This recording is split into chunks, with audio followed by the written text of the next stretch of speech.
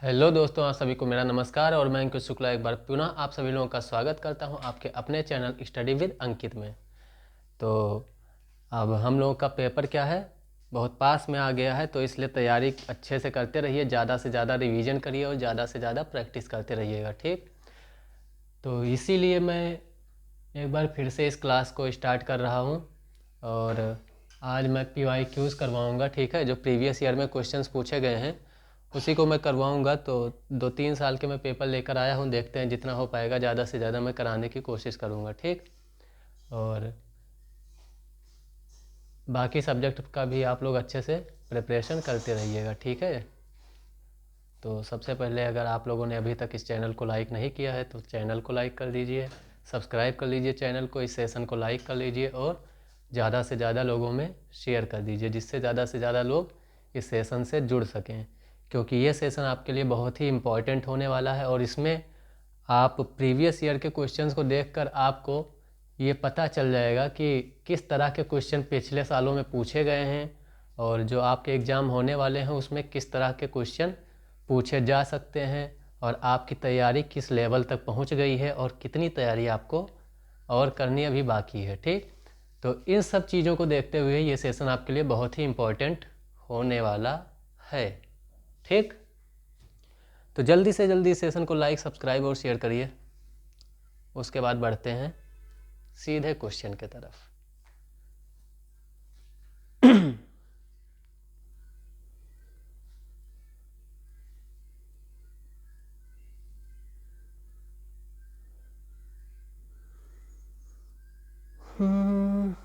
सबसे पहले पेपर है सन 2016 का।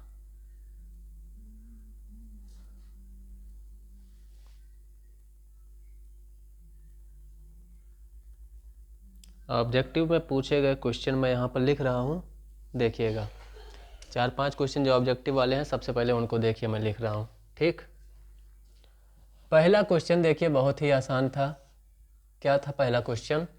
2016 के पेपर में जो पहला क्वेश्चन आया था वो ये था कि 16 की पूर्ववर्ती प्राकृतिक संख्या क्या होगी। ऑब्जेक्टिव में 16 की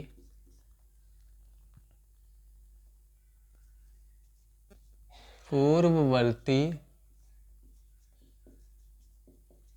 प्राकृतिक संख्या क्या होगी। ठीक, ये पहला क्वेश्चन। दूसरा क्वेश्चन क्या है? समीकरण x + 2, समीकरण x + 2 बराबर -7, ये -7 है। ठीक, -7 में क्या बताना है? x का मान। क्या बताना है? x का मान है। ठीक, तीसरा सवाल क्या है? a + b + c -a + b -c। ठीक, क्या है? इसको सरल करने पर क्या प्राप्त होगा? को सरल करने पर प्राप्त होगा। क्या होगा? ठीक, चौथा सवाल देखिएगा। 45 प्लस क्या है भाई? 45 भागे 5 + 4 का मान। 45 भागे 5 + 4 का मान क्या होगा? और अंतिम सवाल क्या है? 5 b² - a² का मान। b² - a² का मान क्या होगा? ठीक, ये 5 ऑब्जेक्टिव क्वेश्चन हैं जो कब आए थे? 2016 के पेपर में। तो आप ये देख के जान पा रहे होंगे इन क्वेश्चंस को कि क्वेश्चन का लेवल कैसा है और इस बार भी क्वेश्चन कैसे पूछे जा सकते हैं। ठीक, टॉपिक कौन कौन से हो सकते हैं। तो देखिए, 16 की पूर्ववर्ती प्राकृतिक संख्या क्या होगी? तो आप सभी लोग जानते हैं कि पूर्ववर्ती संख्या क्या होती है, उस संख्या के एक पहले, मतलब इसमें से एक कम कर देना होता है। तो किसी भी संख्या की, किसी भी प्राकृतिक संख्या की अगर आपको पूर्ववर्ती संख्या निकालनी है तो उसमें से आपको क्या कर देना है, एक घटा देना है। ठीक, तो ये 15 जो होगा ये इसका क्या हो जाएगा, पूर्ववर्ती संख्या। ठीक, अनुवर्ती संख्या में क्या होता है, अनुवर्ती संख्या अगर आपसे पूछ रहा है तो उसमें एक जोड़ देना है। अगर इसी का अनुवर्ती संख्या पूछा जाता तो क्या हो जाता, अनुवर्ती का मतलब 16 + 1 = 17। ठीक, ये आपका अनुवर्ती हो जाता। लेकिन यहाँ पर पूर्ववर्ती की बात की गई है तो इसीलिए ये क्या हो जाएगा, 16 - 1 15। ठीक, अगला सवाल क्या है, समीकरण x + 2 = -7 में x का मान क्या होगा। तो देख पा रहे होंगे ये क्या है, देखिए समीकरण है और कितना आसान समीकरण है ये भी आप जान पा रहे होंगे। बिना इसको, इसमें ना तो आपको पेन की ज़रूरत है ना कॉपी की। ठीक, अगर आप इसको जानते हैं, इसको समझ रहे हैं तो आप ऐसे ही उत्तर बता देंगे। ठीक, तो क्या हो जाएगा इसका, इसको बस क्या करना है, चर वाले को इधर रखिए और अचर वाले यानी कि इसको 2 को इस तरफ भेज दीजिए। ठीक, x का आपको मान निकालना है, x को यहीं रखिए और ये जो -7 है ये तो पहले से यहाँ पे है, और ये जो 2 लिखा हुआ है इसको भी आप इधर भेज दीजिए। यही तो है, इधर ये था प्लस में था, इधर जब ये आएगा तो क्या हो जाएगा, माइनस में हो जाएगा। ठीक, तो x बराबर क्या आ जाएगा, -9, और यही आपका क्या हो जाएगा, उत्तर हो जाएगा इसके लिए।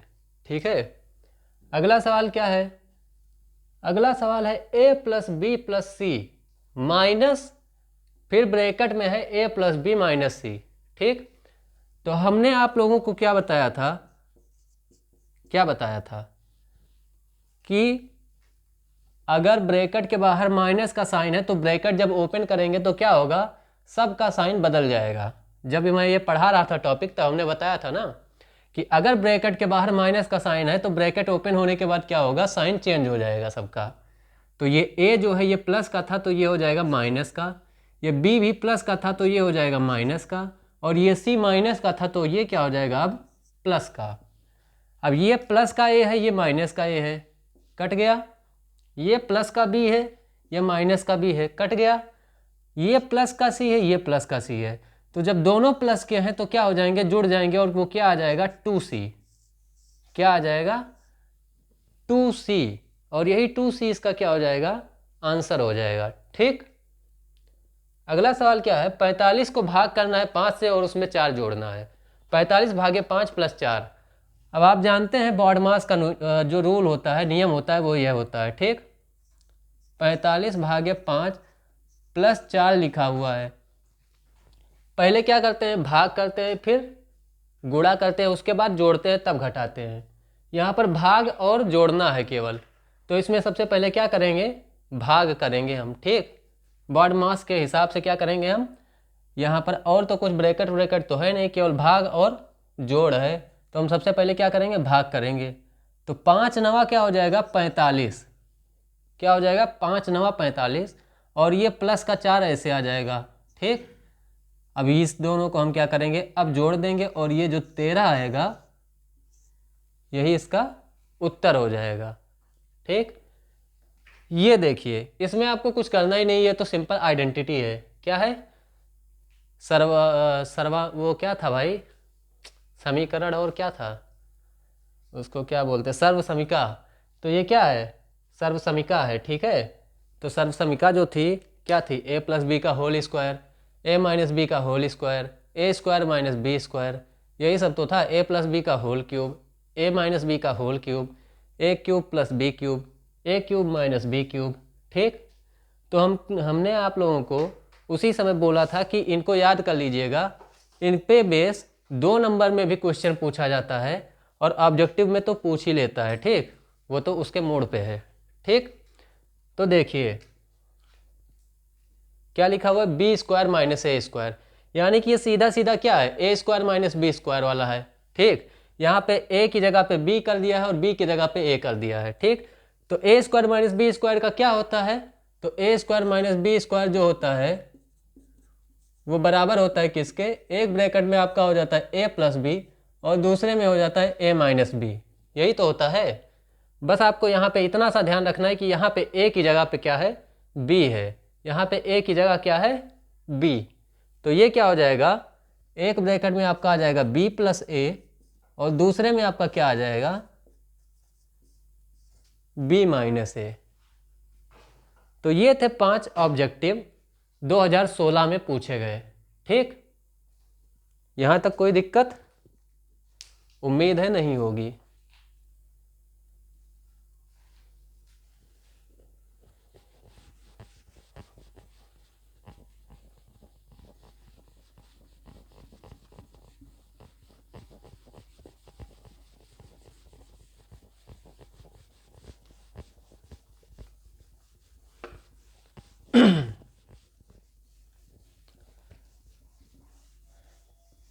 देखिए क्वेश्चन बहुत ज़्यादा टफ नहीं आने वाले हैं, ठीक है, इसी लेवल के ऐसे ही क्वेश्चन आते हैं।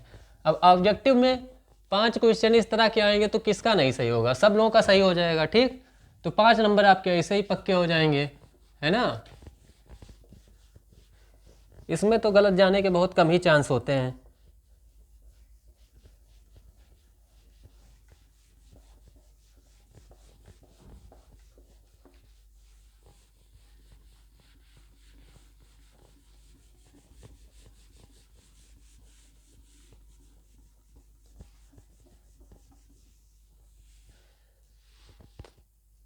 देखिए टेंशन लेने वाली कोई बात नहीं है, ठीक है, सबका पेपर बहुत ही अच्छा होगा। और ये फ़ोन कौन कर रहा है,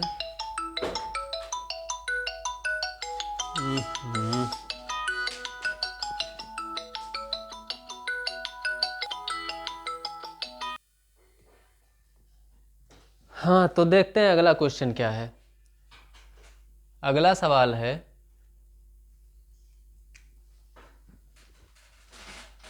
कहाँ है भैया अगला सवाल, बहुत ही आसान सा एक छोटा सा सवाल है। 24, 30 और 36 का लासा ज्ञात करना है। क्या है, 24, 30 और 36 का लासा ज्ञात करना है। तो भैया किसको नहीं लासा ज्ञात करना आता है, सबको आता है। तो 1 नंबर इसमें भी आपको क्या मिलेगा, फ्री में मिल जाएगा, ऐसे ही बस थोड़ा सा मेहनत करना है। ठीक, ऐसे एक लाइन खींचिए और उसके बाद ऐसे खींचते रहिए। क्या होगा, सबसे छोटी संख्या से काटना शुरू करिए, अभाज्य गुणनखंड कर दीजिए सबके। ठीक, तो कैसे होगा, 2 से काटिए क्योंकि सब सम संख्या है, कटेगा। 2 12 में 24, 2 15 में 30, 2 18 में 36। ठीक, 2 छक्के 12, 15 ऐसे ही आ जाएगा क्योंकि ये तो कटेगा नहीं, और 2 9 18। ठीक, फिर 6 अभी कट रहा है 2 से, तो एक बार और काट लीजिए। 2 3 6, 15 ऐसे आएगा, 9 ऐसे आ जाएगा। ठीक, अब सब 3 से कट रहा है तो 3 से काट दीजिए। 3 एकम 3, 3 पचे 15, 3 तियाँ 9। फिर 3 से काट लीजिए, अभी 3 से कटने वाला एक है तो ये भी कट गया। ठीक, अब 5 से काट दीजिए, हो गया सब, आखिरी में एक हो गया इसका भाज्य गुणनखंड, है ना।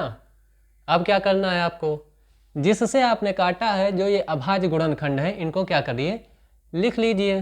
कैसे लिखेंगे, ऐसे लिखिए, ला सा, लासा बराबर, और फिर क्या है, 1 2 3, 3 बार 2 है, ऐसे लिखिए 2 गुणे 2 गुणे 2, फिर 1 2, 2 बार 3 है, 3 गुणे 3, और 1 बार 5 है, यही तो होगा। अब 2 दूनी 4, 4 दूनी 8, 8 तियाँ 24, 24 तियाँ 72, और 72 पंचे 360। क्या हो जाएगा, 72 पंचे 5 दूनी 10 के 0 1 हासिल, 5 सते 35 और 1 36, तो 360 आ जाएगा। ठीक, तो ये जो 360 होगा ये क्या हो जाएगा, इसका लासा हो जाएगा। तो ये भी एक आसान सा ही सवाल था। ठीक, क्योंकि लासा मासा नॉर्मल तो आप निकाल ही सकते हैं, अगर पॉइंट में होता तब थोड़ा सा हम उसमें क्या करते, जैसे मान लीजिए ये दिया हुआ है पॉइंट वाला, थोड़ा सा देख लीजिए। जैसे मैंने कह दिया कि 2.4 है, 3.6 है, और क्या है 3 दशमलव, ये क्या कर दे 0.30 करते हैं, 2.4 है, 0.3 है और 0.36 है। ठीक, अब मैं कह रहा हूं कि इसका लासा निकालो। तो इसका लासा कैसे निकलेगा? तो इसका लासा निकालने के लिए आप क्या करिए, सबसे पहले दशमलव के बाद जिसमें अधिकतम अंक है, दशमलव के बाद अधिकतम अंक मतलब इसमें दशमलव के बाद 1 अंक है, इसमें दशमलव के बाद 1 अंक है, इसमें दशमलव के बाद 2 अंक है। ठीक, तो इसको क्या करिए, 1 और 1 के बाद 2 जीरो, यानी कि 100 से क्या करिए, इसको सबको गुणा कर दीजिए। क्या करिए आप, अगर जैसे यहाँ पर भी क्या होता 0.3 होता तो आप क्या करते 10 से गुणा कर देते। ठीक है, क्यों गुणा करेंगे? क्योंकि ये क्या हो जाएगा, पूर्ण संख्या में बदल जाएगा। क्या हो जाएगा, पूर्ण संख्या में ये बदल जाएगा, दशमलव हट जाएगा। ठीक, लेकिन यहाँ पे क्या है 0.36 है, तो हम क्या करेंगे 100 से गुणा करेंगे। तो इन सबको अगर हम 100 से गुणा कर देंगे तो क्या हो जाएगा, तो ये हो जाएगा आपका 240। होगा कि नहीं होगा? क्योंकि 2400 होगा और 1 अंक बाद लगा है दशमलव, तो क्या हो जाएगा 240। ये आपका हो जाएगा 30 और ये आपका क्या हो जाएगा 36। ठीक, अब क्या करना है आपको, ये पूर्ण अंक में बन जाएंगे। ठीक, अब इसका आप क्या करिए, लासा निकाल दीजिए।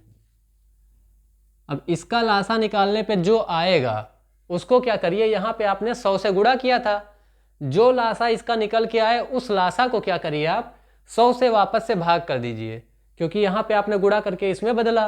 अब आपका काम हो गया, तो आप क्या करिए उसको वापस से भगा दीजिए। ठीक, तो 100 से आप क्या करेंगे वापस से भाग दे दीजिए और जो आएगा वो आपका क्या हो जाएगा, लासा हो जाएगा इसका। ठीक, तो बस इतना सा है इसका खेल।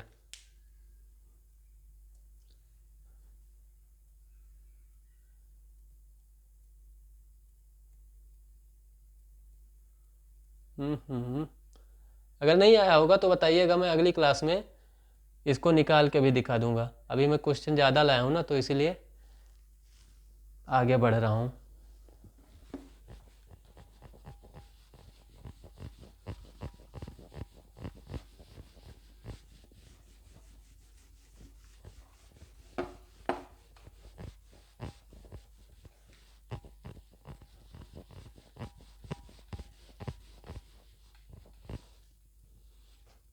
अगला सवाल देखिए क्या है, सवाल नंबर 7। यह भी बहुत ही आसान सा है। क्या है, 6xy का 2/3 एक्स स्क्वायर से गुणनफल ज्ञात कीजिए। क्या है, 6xy का 2/3 एक्स स्क्वायर से गुणनफल ज्ञात कीजिए। ठीक, कहने का मतलब क्या है कि 6xy लिखा हुआ है और इसको गुणा करना है 2/3 एक्स स्क्वायर से, यही तो है। तो भाई इसमें क्या हो जाएगा, ये गुणा में है। ठीक, मतलब क्या होता है कि अब जिसके नीचे जब कुछ नहीं लिखा हुआ है तो इसका मतलब क्या है कि बटा में 1 आप मान सकते हैं। जो मतलब नहीं समझ रहे बिल्कुल भी ये गुणा वाला, उनके लिए मैं बता रहा हूँ। ठीक, बटा में 1 मान सकते हैं।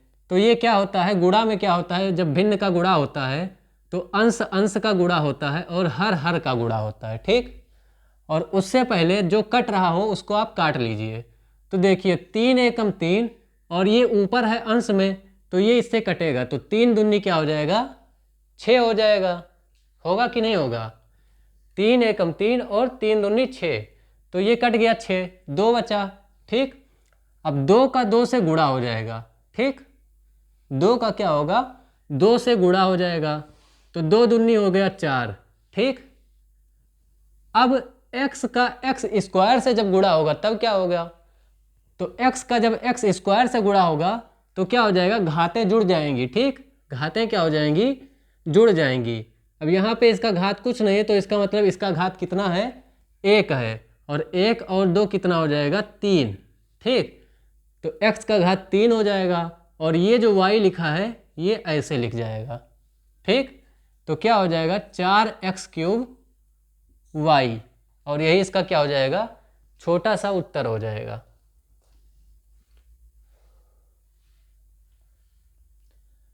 अगला सवाल देखिए, अगला सवाल क्या है, एक वर्ग की भुजा 2.5 सेंटीमीटर है। क्या है? एक वर्ग की भुजा 2.5 सेंटीमीटर है। हमने कहा हाँ ठीक है तो बताओ आगे। तो कह रहे हैं कि इस वर्ग का क्या निकालना है? क्षेत्रफल निकालना है। क्या निकालना है? क्षेत्रफल। अब वर्ग का क्षेत्रफल क्या होता है? तो वर्ग का क्षेत्रफल भाई उसके जब क्या है, वर्ग है, ठीक, उसका नमोय है वर्ग उस आकृति का, तो क्या हो जाएगा? वर्ग में क्या होता है, लंबाई और चौड़ाई दोनों बराबर होती है ना, लंबाई बराबर होती है चौड़ाई के, तो इसीलिए वो क्या हो जाता है, वर्ग हो जाता है। ठीक, तो वर्ग का जो क्षेत्रफल होता है वो क्या हो जाता है, भुजा का स्क्वायर, यानी कि भुजा का वर्ग कर दो, यही तो होता है। वर्ग का मतलब क्या हुआ, भुजा को भुजा से गुणा कर दो। ठीक, भुजा इसमें दे रखा है कितना, 2.5। कितना दे रखा है? 2.5, और इसी का आपको क्या कर देना है, स्क्वायर कर देना है। ठीक, अब देखिए 2.5 का स्क्वायर क्या होगा, तो ये तो सब लोग लगभग जानते होंगे, शायद ही कोई होगा जो ना जानता हो कि जिसके आखिरी में क्या है, 5 है, उसका कैसे स्क्वायर निकलता है। ठीक, तो इसको दशमलव को थोड़ी देर के लिए भूल जाइए, आप ये मान लीजिए क्या लिखा हुआ है, 25 लिखा हुआ है, तो जो ये 2 लिखा हुआ है उससे 1 बढ़ाकर, यानी कि 2 से 1 बढ़ाकर कितना, 3, उस 3 से इस 2 में गुणा कर दीजिए, तो क्या हुआ, 3 दूनी 6, और बाद में क्या लिख दीजिए, 25। ठीक, 25 का स्क्वायर क्या हो जाएगा आपका, 625। इसको जब इससे गुणा करेंगे कितना आएगा, 625।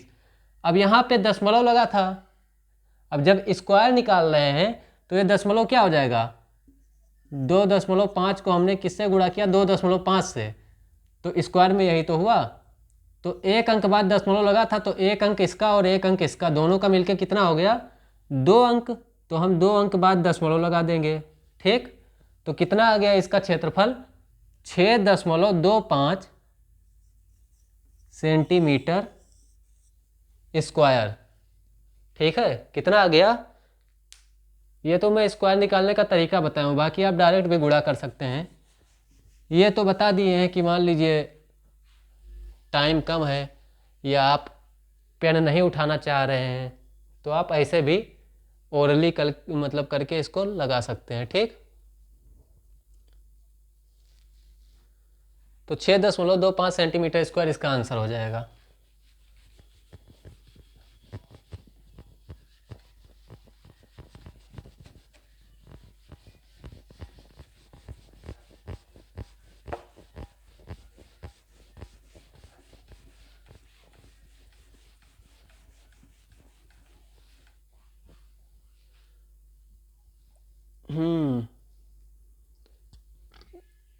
अगला सवाल देखिए,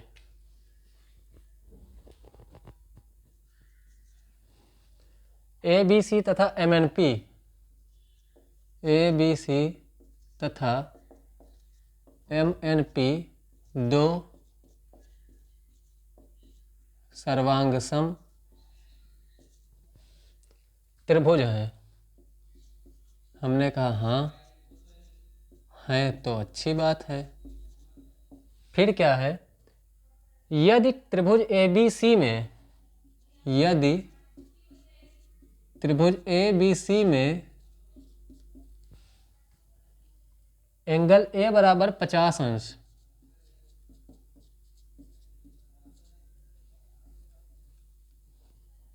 एंगल A बराबर 50 अंश, एंगल B बराबर 60 अंश, तथा भुजा AB बराबर 3 सेंटीमीटर हो, तो त्रिभुज MNP हो, तथा लिखा है यार, तथा त्रिभुज MNP में angle N is equal to कितना है 60 डिग्री और भुजा एम एन बराबर 3 सेंटीमीटर एवं भुजा एम एन बराबर 3 सेंटीमीटर है। ठीक, आपको बताना क्या है, एंगल P का मान क्या होगा। क्या बताना है, एंगल P का मान क्या होगा। देखिए सर्वांग समता से है ये सवाल। ठीक देखिएगा थोड़ा, क्या दिया हुआ है आपको, दो त्रिभुज दिया हुआ है, एक त्रिभुज है ABC और दूसरा है MNP। ठीक, तो सबसे पहले मैं क्या करता हूँ, त्रिभुज बना लेता हूँ समझने के लिए और समझाने के लिए। ठीक, एक त्रिभुज ये हो गया, एक त्रिभुज ये हो गया, ये हो गया ABC, ये हो गया MNP। ठीक, कोई दिक्कत, ये ABC त्रिभुज है और ये MNP त्रिभुज है। अब क्या कह रहा है, त्रिभुज ABC में कोण A बराबर 50 अंश, यानी कि ये वाला जो कोण है ये कितना है 50 अंश। ठीक, कोण B बराबर 60 अंश, ये जो कोण है ये 60 अंश है आपका। और क्या दिया हुआ है, भुजा AB बराबर 3 सेंटीमीटर, ये वाली भुजा ये आपको दी है 3 सेंटीमीटर। ठीक, तथा MNP में इसमें भी कुछ दे रखा है, क्या दे रखा है, कोण N बराबर 60 अंश, ये रहा 60 अंश। ठीक, एवं भुजा MN बराबर 3 सेंटीमीटर, MN बराबर 3 सेंटीमीटर। ठीक, तो बताना क्या है आपको, कोण P का मान, मतलब ये वाला आपको बताना है कोण कितना होगा। ठीक, ये P वाला। तो देखिए बहुत ही आसान सा है। सबसे बड़ी चीज़ अगर आपको इसमें कुछ दे रखी है तो ये दे रखी है, क्या दे रखा है कि ये दोनों जो त्रिभुज हैं क्या है, सर्वांगसम है। क्या है, त्रिभुज ABC जो है ये सर्वांगसम है त्रिभुज MNP के। ये सबसे बड़ी चीज़ दे रखी है आपको। ठीक, हमने कहा हाँ ठीक है। तो इसका मतलब क्या होगा, इसका मतलब होगा कि इसका जो हर पार्ट है, हर कोण, हर भुजा, वो क्या होगा, इन दोनों त्रिभुज का बराबर होगा।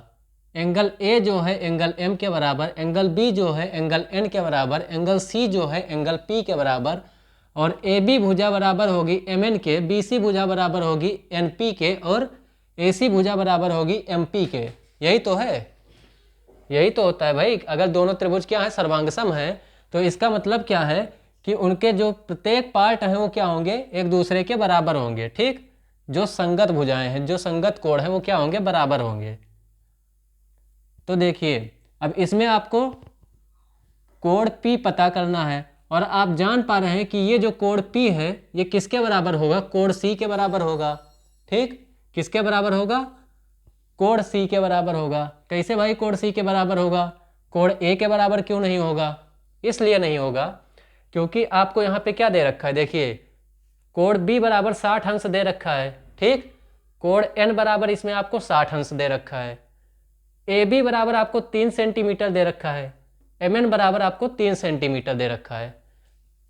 तो इसका मतलब क्या है कि अगर इसको हमने सर्वांगसम दिखाया होगा तो क्या होगा कि ये जो भुजाएं दी हुई हैं ये क्या होंगी, AB भुजा जो है ये MN के बराबर है, कोण B जो है वो कोण N के बराबर है, मतलब इसी तरीके से ये त्रिभुज है। तो कोण A जो है इसका संगत कोण कौन सा होगा, कोण M ही तो होगा। तो कोण A जो है ये कोण M के बराबर होगा, तो कोण C जो है वो किसके बराबर होगा, कोण P के बराबर। और कोण C अगर हम पता कर लें कि कितना होगा तो हमें पता चल जाएगा कोण P कितना होगा। अब कोण C पता करना कोई बड़ी बात तो है नहीं। क्यों बड़ी बात नहीं है, क्योंकि त्रिभुज के तीनों कोणों का अंतः योग, तीनों अंतः कोणों का योग कितना होता है, 180 अंश होता है, जिसमें से दो कोण आपको दिए गए हैं, एक है 50 अंश, दूसरा है 60 अंश, और तीसरा आप मान लीजिए ये वाला है x। ठीक, बराबर कितना होगा 180 अंश। तो x बराबर क्या हो जाएगा, 5 और 6 11 110, और 180 में से अगर ये 110 इधर आएगा तो माइनस होगा, तो x बराबर कितना आ जाएगा 70 अंश। मतलब ये वाला जो कोण होगा कोण C ये कितना हो जाएगा 70 अंश। और अगर कोण C 70 अंश होगा तो कोण P भी तो 70 अंश ही होगा, होगा कि नहीं होगा? ये वाला 50 अंश होगा। ठीक, समझ आया कैसे होगा? CPCT क्या होता है? CPCT जिसको हम क्या बोलते हैं? Corresponding parts of congruent triangles are equal. ठीक, संगत भुजाएं, संगत अंग जो होते हैं, संगत पार्ट जो होते हैं किसी भी संगत त्रिभुज के, वो क्या होते हैं? एक दूसरे के बराबर होते हैं सर्वांग समता में। समझ आया? तो ये था ये सवाल।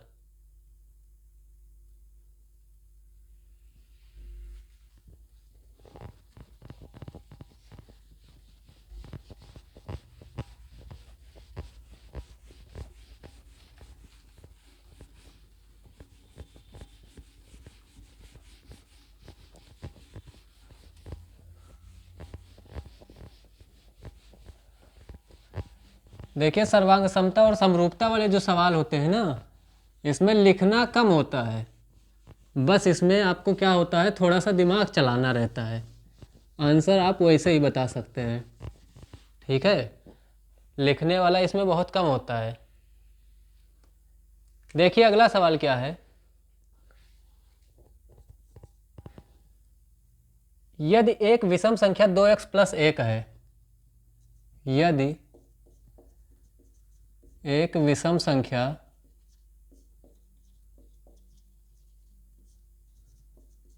2x प्लस 1 है, ठीक, तो दूसरी क्रमागत विषम संख्या ज्ञात कीजिए।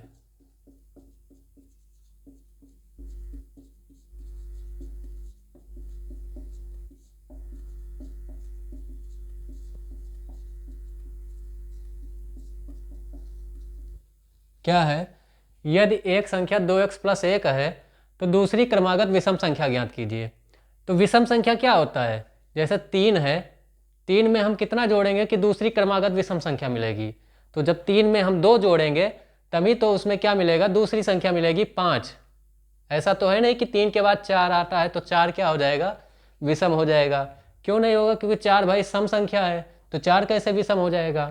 ठीक, तो 3 में जब हम 2 जोड़ेंगे तभी क्या होगा? हमें 5 मिलेगा। ठीक, और 5 क्या होगा? 3 के बाद वाला क्रमागत विषम संख्या होगा। ठीक, 5 में जब हम 2 जोड़ेंगे तो 7 मिलेगा, 7 में जब 2 जोड़ेंगे तो 9 मिलेगा। ठीक, तो कोई अगर संख्या दी हुई है उसमें हम 2 जोड़ेंगे तो हमको क्या मिलेगी? क्रमागत विषम संख्या मिलेगी। ठीक, अगर विषम संख्या दी हुई है तो। और अगर आपको सम संख्या दिया हुआ है तो उसी में 2 जोड़ने पर आपको क्रमागत सम संख्या मिलेगा। ठीक, एक के गैप पे होता है, एक सम एक विषम, एक सम एक विषम, ऐसे ही तो होता है। तो उस हिसाब से तो देखिए, संख्या आपको दी हुई है 2x प्लस 1, आपको दूसरी संख्या निकालनी है। तो दूसरी संख्या क्या हो जाएगी? 2x प्लस 1 में आप 2 जोड़ देंगे, यही तो होगी। तो क्या हो जाएगी? 2x प्लस, ये दोनों जुड़ जाएंगे, 1 और 2 3, यही तो हो जाएगी दूसरी क्रमागत विषम संख्या। बस हो गया। ठीक,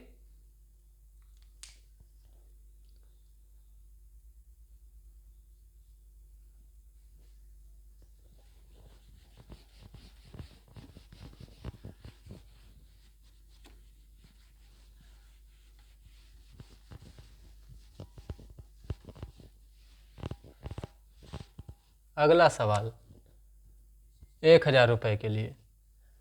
राम की उम्र श्याम की उम्र से 5 वर्ष अधिक है। राम की उम्र श्याम की उम्र से 5 वर्ष अधिक है। ठीक। यदि श्याम की उम्र 2 वर्ष पश्चात, यदि श्याम की उम्र 2 वर्ष पश्चात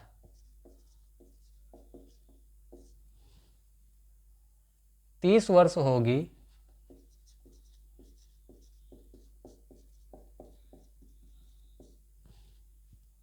तो राम की वर्तमान उम्र बताइए।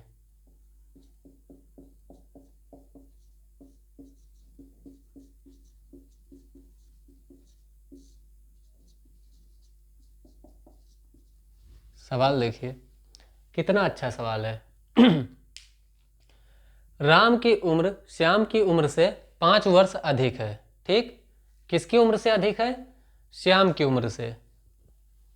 मतलब अगर आपको श्याम की वर्तमान उम्र पता चल जाए तो आप राम की उम्र उसमें जोड़कर 5 साल बता देंगे तो वो राम की उम्र हो जाएगी। ठीक, फिर क्या कह रहे हैं? यदि श्याम की उम्र 2 वर्ष पश्चात 30 वर्ष होगी, ठीक, तो राम की वर्तमान उम्र बताइए। तो हम क्या करें, अगर हमें श्याम की उम्र पता चल जाए तो पूरा काम हो जाएगा।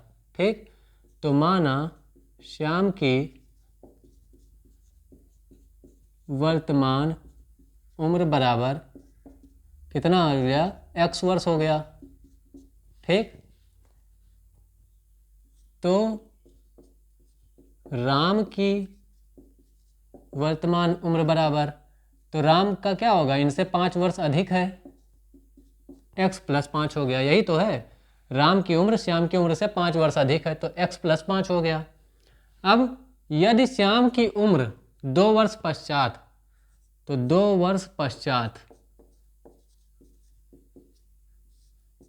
2 वर्ष पश्चात देखिएगा, 2 वर्ष पश्चात किसकी उम्र है भाई? श्याम की उम्र। 2 वर्ष पश्चात श्याम की उम्र कितनी हो जाएगी? अभी है x, कितनी है अभी? x है, और 2 वर्ष पश्चात मतलब 2 साल उसमें जुड़ जाएगा। आज के 2 साल बाद की अगर हम बात करें तो उसमें 2 जोड़ेंगे ही तो x + 2 हो गया। ठीक, x + 2, और ये इसमें आपको दे रखा है कितने साल का हो जाएंगे? 30 वर्ष। x + 2 बराबर किसके हो जाएगा? 30 के। ठीक, x + 2 बराबर यहाँ पर लिख सकते हैं आप 30 वर्ष। यही आपका क्या बन जाएगा? एक समीकरण, और यहीं से पूरा हल हो जाएगा, आगे कुछ करने की ज़रूरत ही नहीं है। ठीक, तो x + 2 बराबर आपको पता चल गया है कितना है? 30 है। तो x बराबर कितना हो जाएगा? 30 - 2, x बराबर 28 वर्ष। कितना? x बराबर 28 वर्ष। मतलब जो श्याम है उनकी वर्तमान उम्र कितनी है? 28 वर्ष है। कितनी है? 28 वर्ष है। और राम की वर्तमान उम्र कितनी होगी? तो राम में क्या करोगे? 28 में 5 जोड़ दोगे, तो यही तो हो जाएगा। तो ये हो गया श्याम का, और राम का क्या हो जाएगा? 28 + 5 33 वर्ष। बस हो गया, काम खत्म। यही तो है, यही वाला पूरा इक्वेशन पता था आपको, बन गया। x + 2 बराबर 30। ठीक,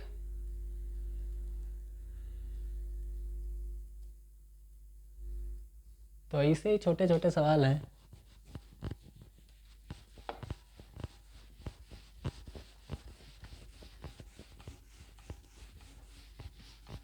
सब पढ़ा पढ़ाया ही आएगा, कुछ बाहर से नहीं आएगा। जितना आप प्रैक्टिस किए हैं ना, उसी में से सब आएगा, जितना आप पढ़े हैं। डिजिट चेंज हो सकते हैं, नंबर चेंज हो सकते हैं क्वेश्चन में, क्वेश्चन का फॉर्मेट वही रहेगा। समझ में आया?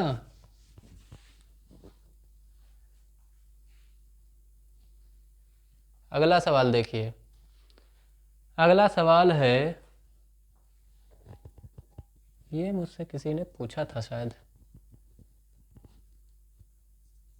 सवाल नंबर 12, 3 -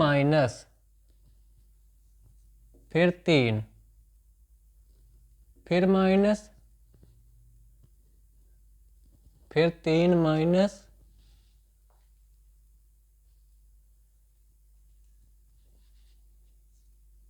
तीन माइनस 3 माइनस 3, ये है सवाल।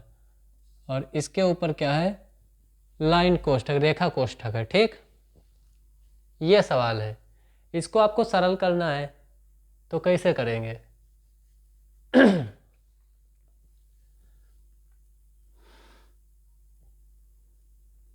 देखिए क्या करते हैं, बॉड मास के हिसाब से करेंगे। सबसे पहले क्या करते हैं हम, रेखा कोष्ठक, ठीक। इसमें से सबसे पहले क्या हल होगा, रेखा कोष्ठक हल होगा। तो ये 3 माइनस ऐसे लिखा रहेगा, और इस 3 में से जब 3 को घटाएंगे, ये वाला रेखा कोष्ठक जिस पे लगा है, तो क्या आ जाएगा, 0 आ जाएगा, ठीक। बाकी सब ऐसे ही रहने दीजिए। उसके बाद 3 माइनस, ये सब पूरा ऐसे ही रखेंगे, ठीक। ये क्या हो जाएगा, 3 में से जब 0 को घटाएंगे तो 3 बचेगा, ठीक। यही तो बचेगा। अब 3 माइनस 3 माइनस, अब इस 3 में से 3 को घटाएंगे तो फिर 0 हो जाएगा, तो ये 0 आ गया, ठीक। अब 3 माइनस, अब इस 3 में से 0 को जब घटाएंगे तब फिर से 3 आ गया, ठीक। अब क्या हो जाएगा, 3 में से इस 3 को घटाएंगे तो 0 आ जाएगा, और यही आपका क्या हो जाएगा, उत्तर हो जाएगा, ठीक। कोई दिक्कत वाली बात तो है नहीं, है ना।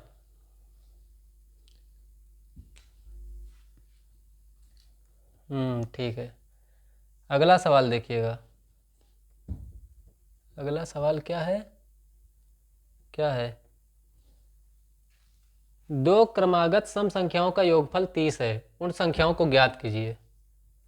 है, अच्छा देखिएगा, अगला सवाल क्या है, दो क्रमागत सम संख्याओं का योगफल 30 है, ठीक। तो संख्या बतानी है,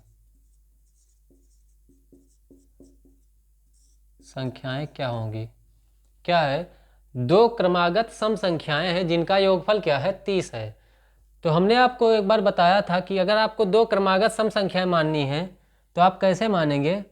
पहली संख्या आप मान लीजिए 2x, ठीक। पहली संख्या क्या है, 2x है। अब जब 2 का गुणज है तो क्या होगा, वो सम संख्या ही तो होगा, तभी तो ये 2 से कटेगा। तो इसीलिए क्या हो गया, 2x हो गया। और दूसरी संख्या क्या हो गया,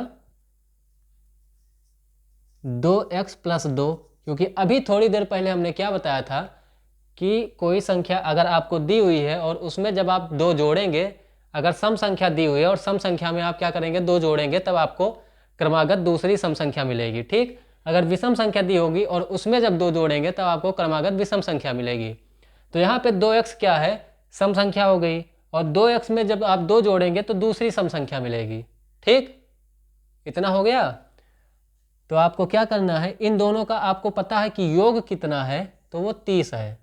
तो यहाँ पर देख लीजिए, पहली संख्या हो गई आपकी 2x, आप क्या लिखेंगे, माना दो क्रमागत सम संख्याएं 2x तथा 2x प्लस 2 हैं, ठीक। उसके बाद आप क्या करेंगे, प्रश्नानुसार 2x प्लस 2 बराबर क्या हो जाएगा आपका, 30 हो जाएगा।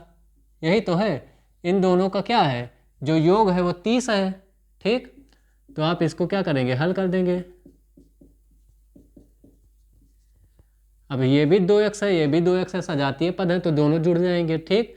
तो कितना हो जाएगा, 2x और 2x 4x, और ये जो 2 है ये इधर आ जाएगा, तो इधर है प्लस का, इधर आएगा तो हो जाएगा माइनस का। तो क्या हो जाएगा, 30 माइनस 2, ठीक। तो 4x बराबर क्या आ जाएगा आपका, 28। तो x बराबर क्या हो जाएगा, 4 एकम 4 और 4 सते 28, x बराबर आपका आ गया 7। अब ये x बराबर आपका आया है, ठीक। संख्या आपको बतानी है क्या होगी, तो पहली संख्या आपने क्या माना था 2x, तो x का मान उसमें रख दीजिए। तो पहली संख्या क्या होगी, पहली संख्या 2x, इसमें x का मान रख दीजिए। 2x का मान कितना आया है 7, 2 गुणे 7 बराबर 14। पहली संख्या आपकी 14 हो गई। और दूसरी संख्या 2x प्लस 2, दूसरी संख्या क्या हो जाएगी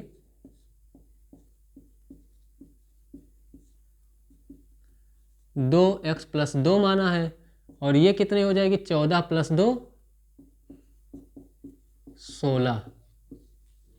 यही दोनों संख्याएं तो होंगी, है ना। एक संख्या 14 हो गई और दूसरी संख्या 16 हो गई। समझ गए।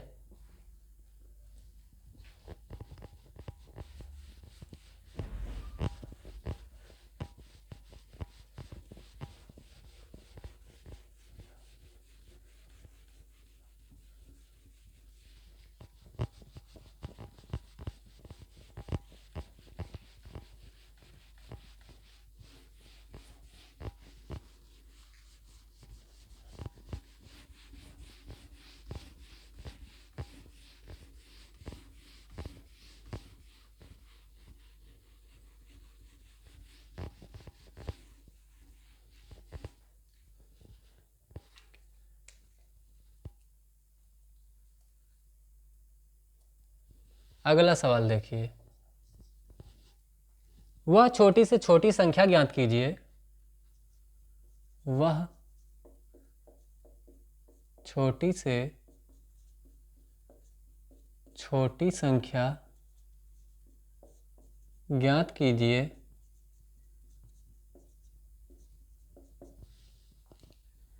जिसमें 75, 80 और 135 से, जिसमें 75, 80 और 135 से भाग देने पर प्रत्येक दशा में, भाग देने पर प्रत्येक दशा में, देखो भाई कुछ शेष बच रहा है, कितना बच रहा है 3 शेष बचे।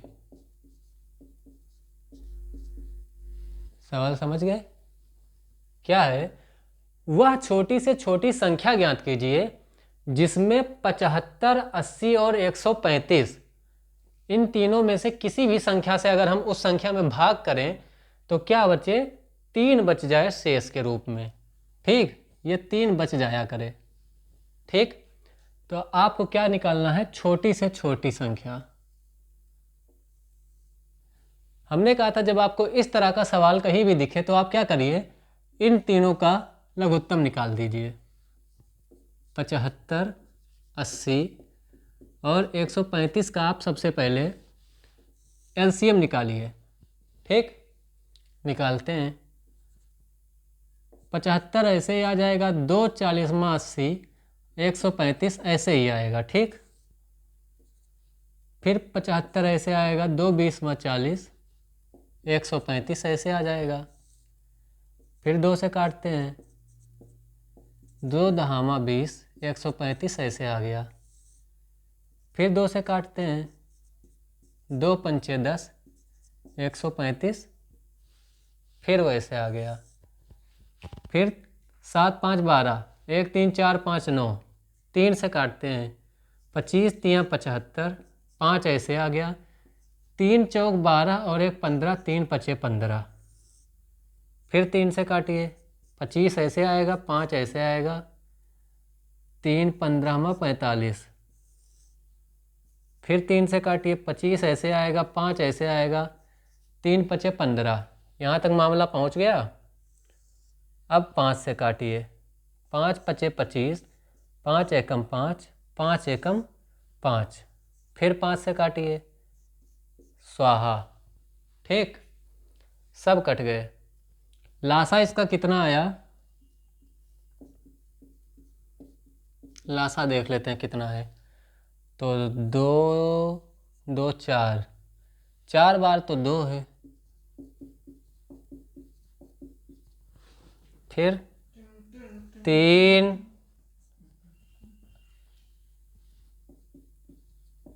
3 3, 3 बार 3 है, और उसके बाद 2 बार 5 है, यही तो है।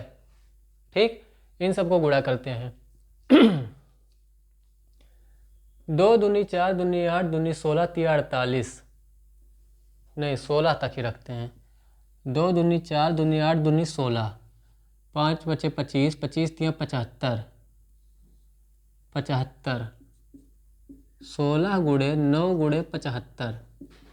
ठीक, ये कितना हो जाएगा? 9 5 45 के 5, 4 हासिल, 9 7 63 और 4 67, और इसमें जब 16 से गुणा करेंगे तो 16 5 80 के 0, 8 हासिल, 16 7 112 और 8 120 के 0, 12 हासिल, 16 छक्का 96 और 10 106 2 108, इतना आएगा इसका लासा।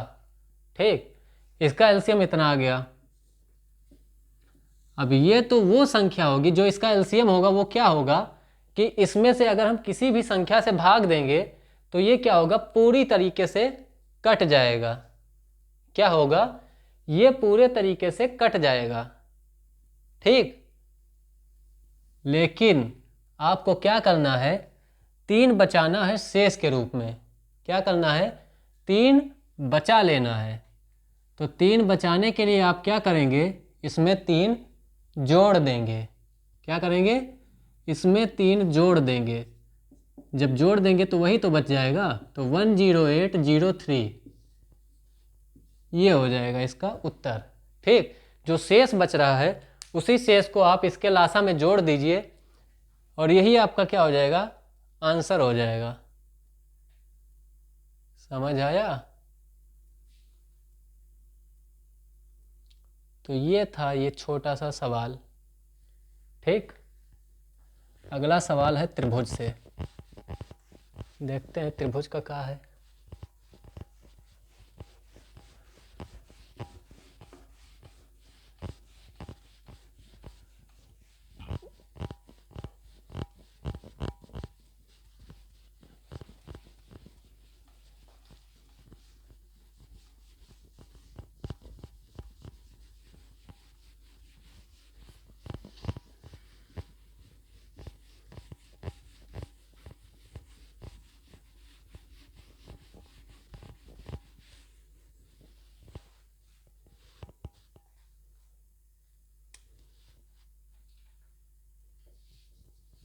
कहा भैया त्रिभुज से? अरे ये तो बहुत ही आसान है। एक त्रिभुज का क्या दे रखे हैं? आधार दे रखे हैं। ठीक, त्रिभुज का आधार दे रखे हैं कितना? 15 सेंटीमीटर। और क्या दे रखे हैं? ऊंचाई दे रखे हैं। ऊंचाई कितना दे रखे हैं? 8 सेंटीमीटर। ओहो, तो कह क्या रहे हैं ये कि त्रिभुज का क्षेत्रफल ज्ञात करो, वो भी किसमें? वर्ग मीटर में। ये अच्छा पूछ लिए थोड़ा सा, नहीं तो इसका 2 नंबर में आने का कोई मतलब नहीं रहता सवाल में।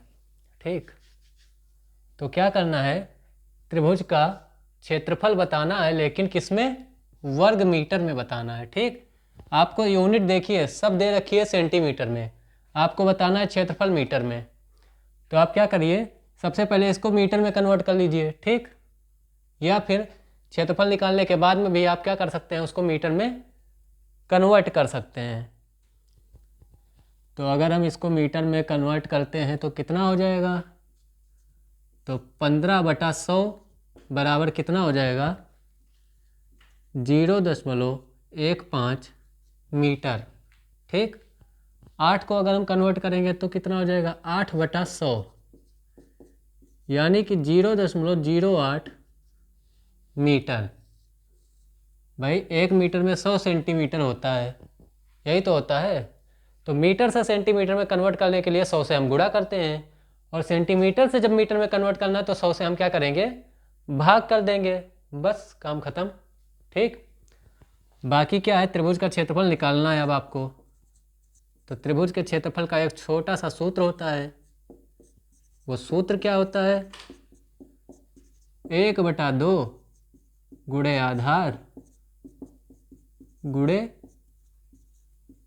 कह दो ऊंचाई। ठीक, क्या होता है, 1/2 गुणे आधार गुणे ऊंचाई। ठीक, अब 1/2 ऐसे ही रहेगा। आधार हमारा कितना है, तो आधार हमारा है 0.15। ये हो गया 0.15। ऊंचाई कितनी है, 0.08। ये हो गया 0.08। ठीक, 2 एकम 2, 0.0, 2 चौके 8। यहाँ तक का मामला क्लियर। क्या बचा, 0.15 गुणे 0.04। अब इसको गुणा करके लिख दीजिए, कितना आ जाएगा, 15 चौका 60। कितना आएगा,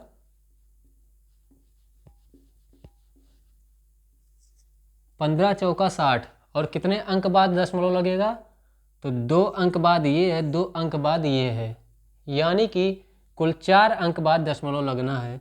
तो 2 जीरो यहाँ पर बढ़ेगा ही बढ़ेगा।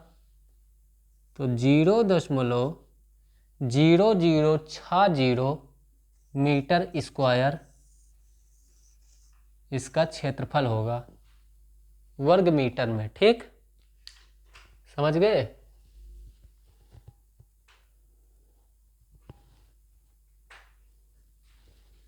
ये भी छोटा सा सवाल था, बस थोड़ा सा ट्विस्ट था। अगर एग्जाम में किसी ने यूनिट पर ध्यान ना दिया तो फिर उसका गलत हो जाएगा। अगर केवल उसने इतना पढ़ा कि त्रिभुज का क्षेत्रफल निकालो तो उसका गलत हो जाएगा, क्योंकि उसमें आखिरी में क्या पूछ दिया है, वर्ग मीटर में निकालो।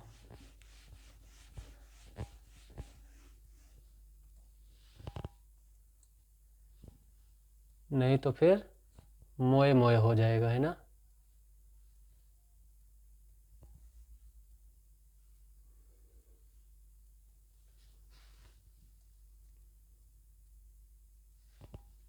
लाओ भैया सवाल नंबर 16। एक आयताकार मैदान की लंबाई 24 मीटर, चौड़ाई 10 मीटर है। इस आयताकार मैदान का विकर्ण ज्ञात कीजिए। क्या है, लंबाई जो है आयताकार मैदान की वो कितनी है, 24 मीटर, और चौड़ाई जो है वो कितनी है, 10 मीटर। ठीक, निकालना क्या है आपको, विकर्ण निकालना है। आयताकार है,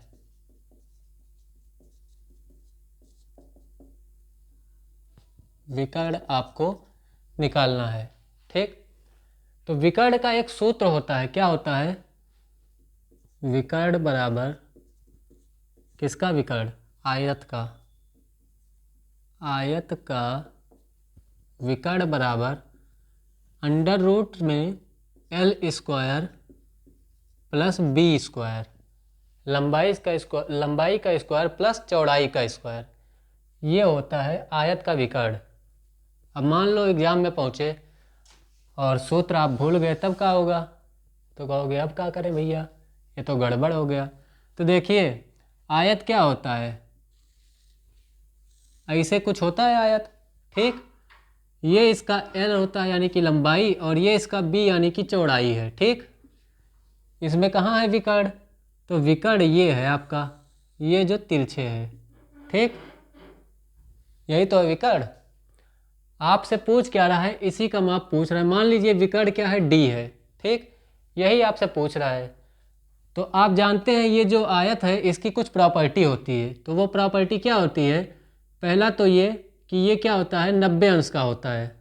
जो चारों कोण होता है कितना होता है, 90 अंश का होता है। ठीक, तो अगर ये 90 अंश का है और इस विकर्ण को हम इस पर डाल रहे हैं बीच में, तो क्या हो रहा है, ये एक समकोण त्रिभुज बन रहा है कि नहीं बन रहा है? बन गया ये समकोण त्रिभुज। ये ए मान लो, ये बी मान लो, ये सी मान लो। तो ए बी सी क्या है? एक समकोण त्रिभुज है। ठीक, आपको निकालना क्या है? अब समकोण त्रिभुज है तो ये क्या हो जाएगा? ये इसका आधार हो जाएगा, ये इसका क्या हो जाएगा? लंब हो जाएगा, और ये क्या हो जाएगा? कर्ण हो जाएगा। ठीक, ये इसका हो गया आधार, ये इसका हो गया लंब, और ये इसका क्या हो गया? कर्ण। यही तो होगा। अब अगर ये समकोण त्रिभुज है तो क्या करेगा? ये पाइथागोरस प्रमेय को ये फॉलो करेगा ही करेगा।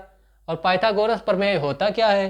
तो पाइथागोरस प्रमेय यही तो होता है कि कर्ण का स्क्वायर जो है वो बराबर होगा किसके? आधार के स्क्वायर के प्लस लंब के स्क्वायर के। यही तो है। और आधार कर्ण क्या है? कर्ण की जगह क्या है? ये कर्ण विकर्ण ही तो है, तो इसको हम डी मान लेते हैं। डी स्क्वायर बराबर किसके होगा? आधार क्या है? एल है, तो एल स्क्वायर प्लस लंब क्या है? बी है, तो बी स्क्वायर। यही तो है।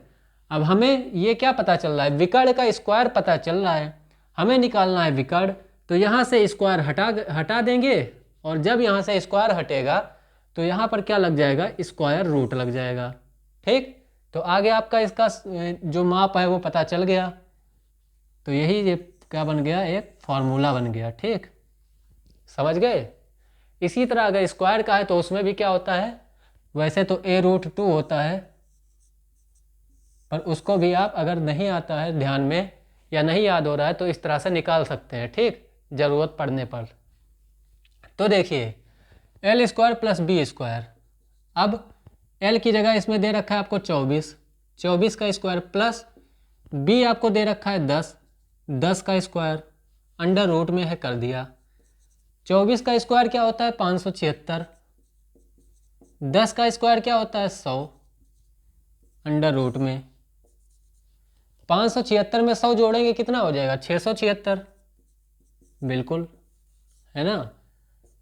676 किसका स्क्वायर है? इसका वर्गमूल क्या होगा? तो 676 जो है वो 26 का स्क्वायर है। 26 26 में कितना होता है? 676। तो बाहर जब लाएंगे, अंदर ये 2 बार है तो बाहर निकलेगा तो 1 बार आएगा। ठीक, क्योंकि वर्गमूल निकाल रहे हैं। तो ये कितना आ जाएगा? विकर्ण का जो माप होगा वो मीटर में सब है ना, वो कितना हो जाएगा? 26 मीटर। कितना हो जाएगा? 26 मीटर। ठीक है, देख रहे हैं सब कुछ क्लियर है?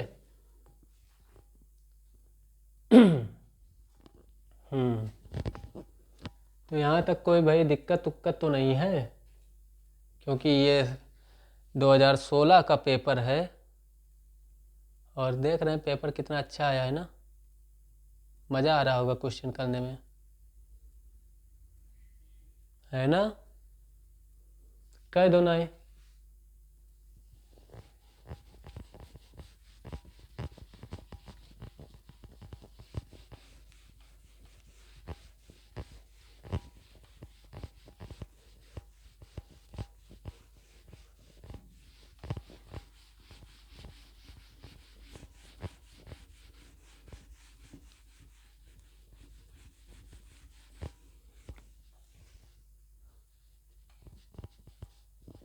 अगला सवाल 17 क्या है? 55 मीटर लंबे और 22 मीटर चौड़े एक मैदान में वर्गाकार दरियां बिछानी है।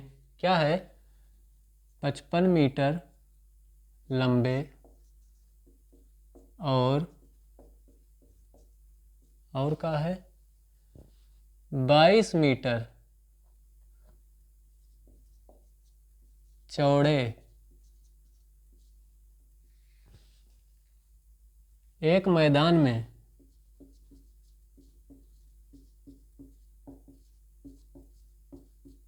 वर्गाकार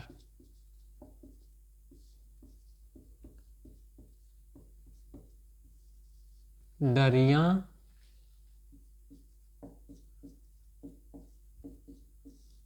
बिछानी है। ठीक, एक ही नाप की कम से कम बिछाई जाने वाली दरियों की संख्या ज्ञात कीजिए। एक ही नाप की कम से कम बिछाई जाने वाली दरियों की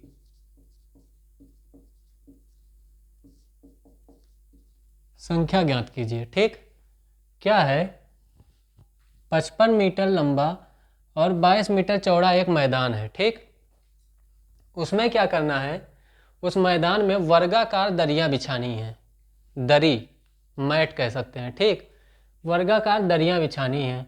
अब कह रहा है कि अगर कम से कम दरियां बिछानी हो तो जो दरिया बिछानी है क्या होगा, वो कितनी लगेंगी। ठीक, उनकी संख्या कितनी होगी। तो भैया देखिए, अगर दरिया कम से कम बिछानी है तो जो वर्गाकार दरी है वो क्या होनी चाहिए, उसका जो वो होना चाहिए, भुजा होना चाहिए, वो ज़्यादा से ज़्यादा होना चाहिए। ठीक, क्या होना चाहिए, बड़े से बड़ा भुजा होना चाहिए। तो जितना बड़ा भुजा होगा, जितनी बड़ी एक दरी होगी उतनी ही उसकी संख्या क्या होगी, कम लगेगी। यही तो है। तो बड़े के लिए क्या करते हैं आप, हमेशा महत्तम निकालते हैं, यानी कि मासा निकालते हैं। ठीक, मासा निकालेंगे किसका, तो इसका जो लंबाई और चौड़ाई है इसका मासा निकालेंगे। ठीक, तो 55 का और 22 का सबसे पहले आप क्या करिए, मासा निकाल लीजिए। तो वैसे ही पता चल रहा है, क्या पता चल रहा है, 11 पचे 55, 11 दूना 22।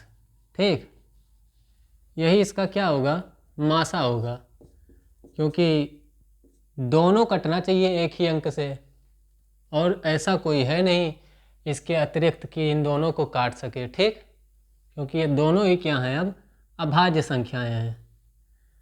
तो इसका मासा तो आ गया कितना, 11। मतलब जो भुजा होगी वर्ग की, वर्गाकार दरी की, वो कितनी होगी, तो वो होगी 11 मीटर की। ठीक, कितनी होगी, वो 11 मीटर की होगी भुजा। ठीक, इतना हो गया। अब देखिए कितनी लगेंगी, तो सबसे पहले आप क्या करिए, इसमें अब मैदान का क्षेत्रफल निकाल लीजिए। मैदान का क्षेत्रफल बराबर कितना हो जाएगा, अब आयताकार है तो लंबाई गुणे चौड़ाई ही होगा, यही तो होगा। तो 55 को 22 से गुणा कर दो, 55 गुणे 22। अब हम गुणा नहीं करेंगे, अभी ऐसे ही लिखा रहने देंगे। ठीक, 55 गुणे 22 मीटर स्क्वायर। ठीक, अब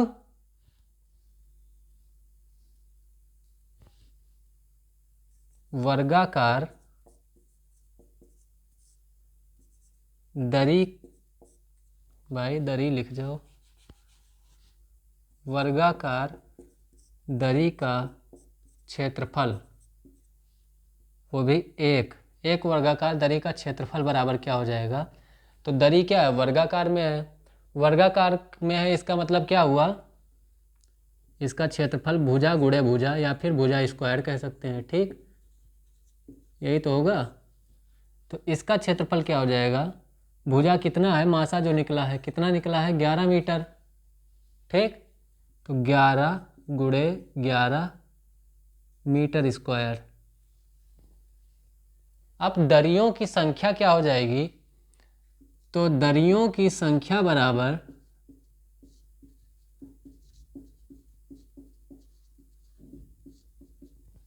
पूरे मैदान का क्षेत्रफल, मैदान का क्षेत्रफल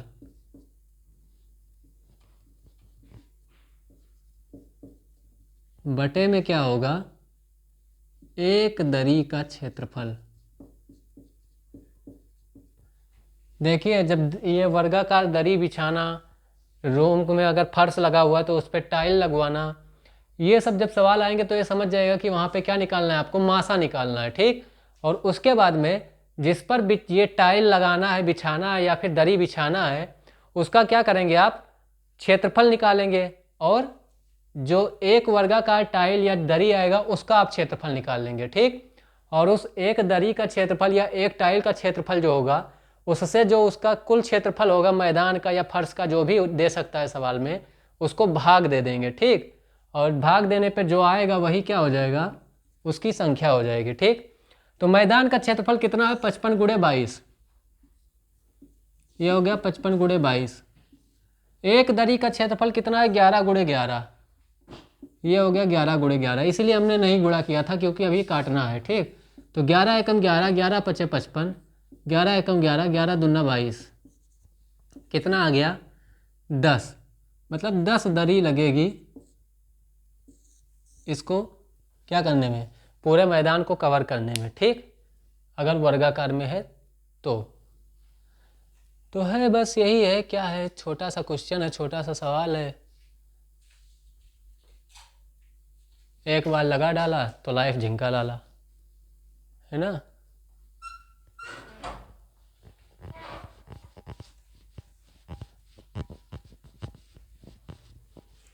है खुदा बता दे क्या लकीरों में लिखा, तूने तो बस इश्क है किया।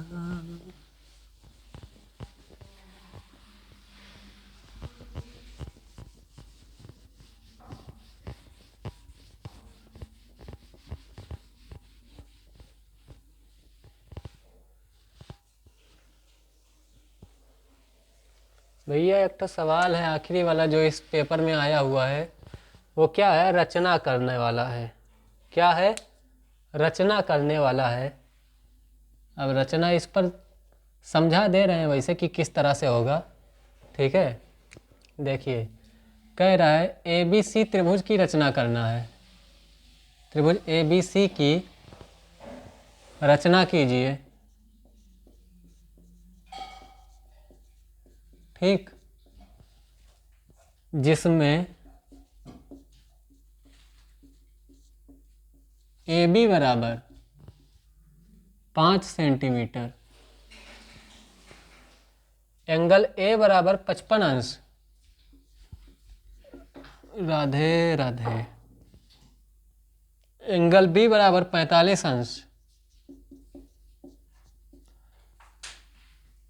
बस यही दिया हुआ है। तो देखिए कैसे होगा इसका रचना। सबसे पहले जो भुजा आपको दे रखा है उसी का प्रयोग करिए, क्योंकि रचना त्रिभुज बनाने के लिए आपको क्या आपके पास क्या होना चाहिए, कोई तो लाइन होनी ही चाहिए, है ना। तो सबसे पहले आप क्या करिए, उस भुजा का प्रयोग करिए।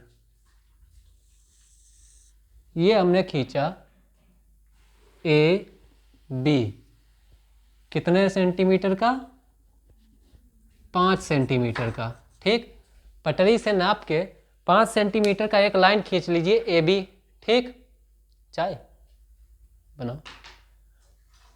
अब क्या होगा, एंगल A रखना है आपको कितना, 55 अंश। ठीक, चांदा को यहाँ पर रखिए। कहाँ पर रखेंगे, यहाँ पर, जो उसका बीच में जो पॉइंट होता नहीं है 90 अंश वाला कोण, वो इस पर होना चाहिए। ठीक, और उसके बाद में 55 अंश कहीं इस तरफ ऐसे आएगा। कहाँ पर आएगा, इस जगह पर ऐसे कहीं आएगा। ठीक है, तो यहाँ से आप क्या करेंगे, ऐसे मार्क करके और इसको ऐसे मिला देंगे। ठीक, और ये जो कोण बनेगा ये 55 अंश हो जाएगा। अब क्या करना है आपको, एंगल भी 45 अंश करना है। तो यहाँ पर क्या करेंगे, आप चांदा रखेंगे और चांदे का जो बीच वाला पॉइंट होता है वो बिल्कुल यहाँ पर रखेंगे। कहाँ पर, यहाँ पर B पर। ठीक, और उसके बाद में आप देखेंगे कि 45 अंश कहाँ आएगा, इधर को कहीं इस तरफ ऐसे ही आएगा। ठीक, तो 45 अंश मान लीजिए कि यहाँ पर आ रहा है, मेरा इस सिधाई पर आ रहा है। तो क्या करेंगे, आप ऐसे ही लाइन खींच देंगे, इसको ज्वाइन कर देंगे।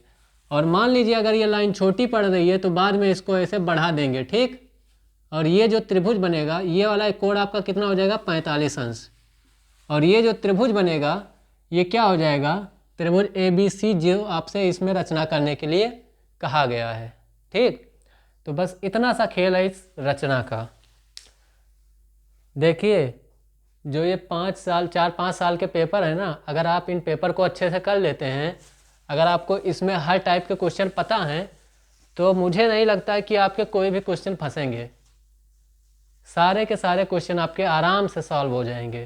ठीक, तो इसलिए प्रीवियस पेपर में जो क्वेश्चन आए हैं उनके कॉन्सेप्ट को समझने की कोशिश करिए, उनको समझिए। ठीक, अगर प्रीवियस ईयर पेपर आप लगा लेते हैं तो आपके सारे क्वेश्चन बहुत ही आराम से हो जाएंगे, कोई दिक्कत वाली बात ही नहीं है, समझे।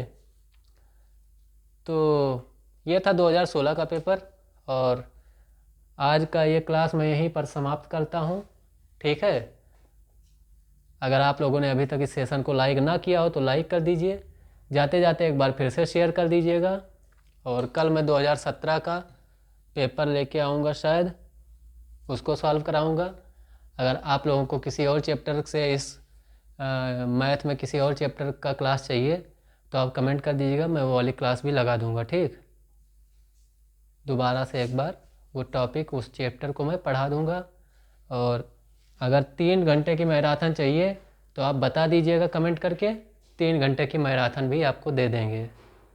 ठीक है, उसमें कोशिश करेंगे कि जितने चैप्टर हैं सारे चैप्टर से 2-2, 3-3 क्वेश्चन करवा दें। ठीक, तो जैसा भी हो आप लोग कमेंट करके बता दीजिएगा। बाकी हम तो ये पेपर प्रीवियस ईयर वाले पेपर सॉल्व भी करवा रहे हैं अभी। ठीक है, तो ज़्यादा से ज़्यादा लाइक, शेयर और सब्सक्राइब करिए। मिलते हैं अगले सेशन में, तब तक के लिए बाय बाय, टाटा, धन्यवाद।